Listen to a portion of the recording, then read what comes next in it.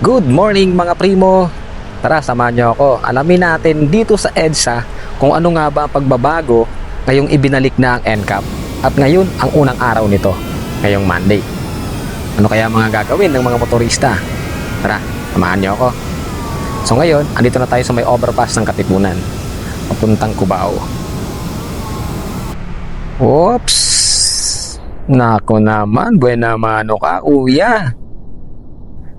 Bus lane.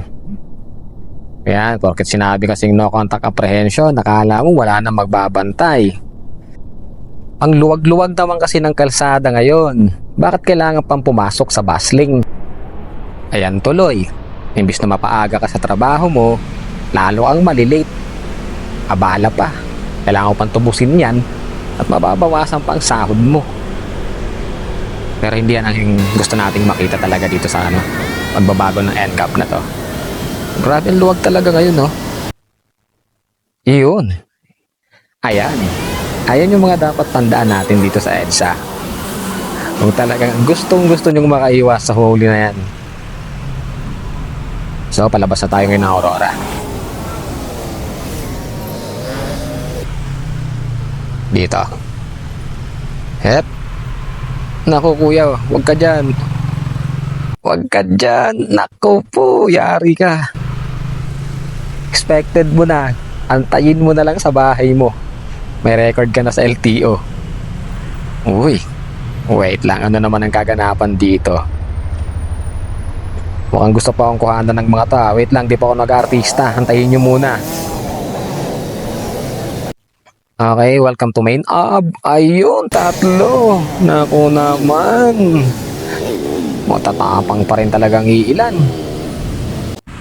Ayaw pa rin sumunod sa batas. Okay, dito naman tayo ngayon sa Santolan. Dito talaga, dito marami. Marami dito. Hindi lang kamote. Tara, tingnan natin, no? Yan. Kitang-kita naman eh. Sige, pasok pa rin kayo sa bike lane. Grabe. May ilan pa rin talagang matatapang. Mga walang pake pa rin sila sa sinasabing NCAP na yan. Or dahil di pa sila nasasampulan. Tamang chill lang. Takbong 40 lang muna tayo. Whoops. Okay.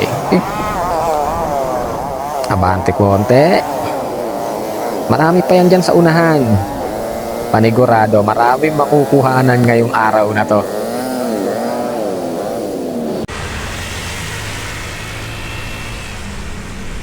Eto, pansin nyo to guys, yung guhit na to.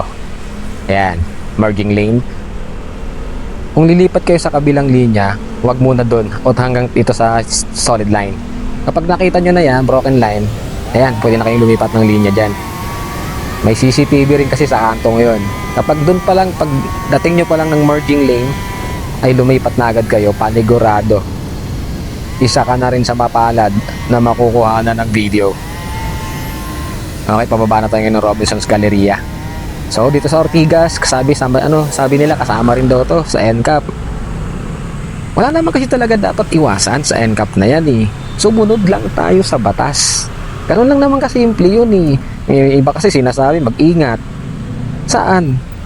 Kung mag-iingat tayo sa pagmabaneho para hindi tayo maaksidente or maka-aksidente. Pero yung NCAP na yan, wala naman dapat ikatakot dyan eh. Kung sumusunod lang naman tayo. Kayo ba? Ano bang senyo sa NCAP na to? Ingat mga primo.